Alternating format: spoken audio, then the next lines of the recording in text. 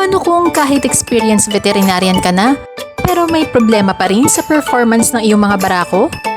Ganito rin ang naranasan ni Dr. Gonzales, isang veterinaryo at may-ari ng Boar Breeder Farm. Sa dami ng breeding systems at techniques na sinubukan nila, may mga pagkakataon pa rin na hindi consistent ang resulta. May times na hindi optimal ang performance ng kanilang mga barako. Dito nagsimula ang paghahanap nila ng mas natural at mas effective na suporta para sa kanilang breeding program. Hanggang sa mabalitaan nila ang tungkol sa AtoV, at dito nagsimula ang kanilang pagsubok. Dahil sa curiosity at pangangailangang mapabuti ang performance ng kanilang breeding program, agad nila itong sinubukan sa kanilang mga barako. Sa mga sumunod na araw, napansin nila ang pagbabago. Mas naging masigla ang mga barako at mas lumakas ang kalidad ng kanilang similya.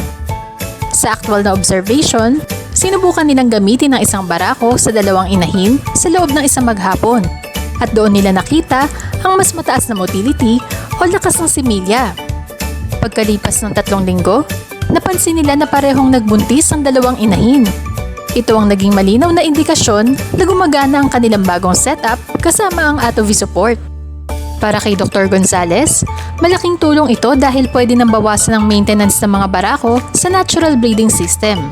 Ibig sabihin, mas tipid sa pagkain, mas efficient ang operation, at mas simple ang daily management. Napansin din nila ang mas malakas na resistensya ng mga baboy, hindi madaling magkasakit. At pagdating sa mga inahin na pinalalahian ng kanilang customers, napansin din nila ang improvement sa litter size. Masisigla, malalakas, at mas healthy ang mga biik na inilalabas ng mga inahin. At nabawasan ang cases ng mummification at stillbirth. Para kay Dr. Gonzales, bilang isang veterinarian at boar breeder farm owner, malaking bagay ang consistency at efficiency sa breeding.